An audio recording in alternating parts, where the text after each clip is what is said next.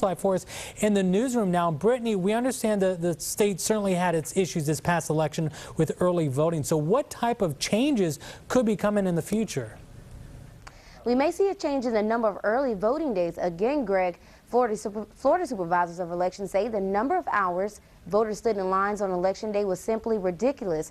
Now they want the legislature to do something about it. Florida supervisors of elections now trying to play cleanup after they say the 2012 elections was a mess. The state of Florida has been embarrassed, and we simply don't want to be embarrassed by elections anymore.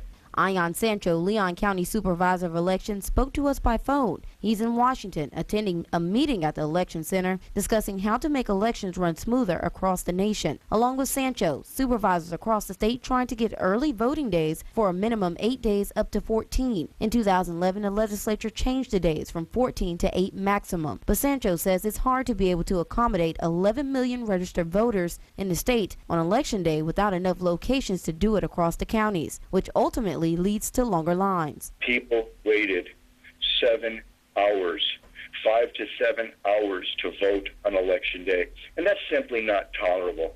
The process should be designed so that nobody has to wait longer than about a half an hour. Jessica Lowminer with the League of Women Voters says supervisors have their support. We also hope that supervisors of elections will be given more flexibility in where they can actually conduct early voting.